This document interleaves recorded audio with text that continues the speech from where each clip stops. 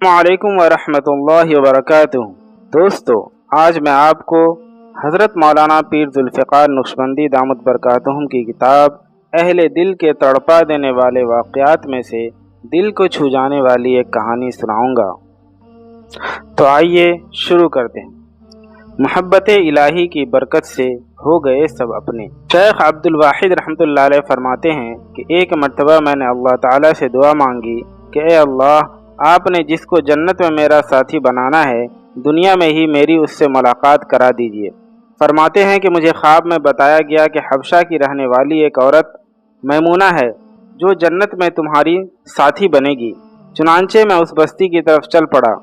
जाकर बस्ती वालों से पूछा तो उन्होंने कहा कि वो तो बकरियां चराती हैं और इस वक्त वो बाहर कहीं बकरियां चरा रही होंगी। फरमाते हैं कि मैं उस तरफ चल पड़ा। जब मैंने बस्ती से बाहर निकल कर देखा तो हैरान हुआ कि बकरियां एक ही जगह पर चर रही हैं और इधर उधर भागती नहीं हैं, और एक औरत दरख्त के नीचे खड़ी नमाज पढ़ रही है। जब मैंने गौर किया तो मैंने ये देखा कि जहां बकरियां चर रही थीं, उस चरागाह के किनारे पर मुझे कुछ भेड़िए बैठे नजर आए। उन भेड़ियों की वजह से वो बकरियां कहीं बाहर भी नहीं भाग रही थीं और एक ही जगह पर चल रही थीं। जब उस औरत ने सलाम फेरा और मुझको देखा तो कहने लगी, अब्दुल वाहिद, अल्लाह रब्बुल इज़्ज़त ने मुलाकात की वादा गाह तो जन्नत बनाई है, इसलिए तुम दुनिया में कैसे आ गए? मैंने कहा कि मैंने दुआ मांगी थी जो अल्लाह रब्बुल इज़्ज़त के यहाँ कबूल हो गई। अलबत्ता अब मैं आपसे एक बात पूछना चाहता हूँ कि मैंने ऐसा मंजर तो कभी नहीं देखा कि आप नमाज पढ़ रही थीं, बकरियां चढ़ रही थीं और भेड़िए बैठे हुए थे और वो बकरियों को कुछ कह भी नहीं रहे थे। मुझे इसका राज समझ में नहीं आ रहा है।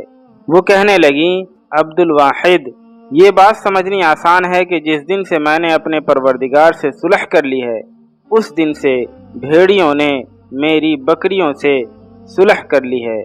तो मालूम हुआ कि फ़ज़्कुरूनी अज़्कुरुकुम का एक मतलब ये बना, ए बंदो, तुम मुझसे सुलह कर लो, मैं मखलूक की तुम्हारे साथ सुलह करा दूंगा।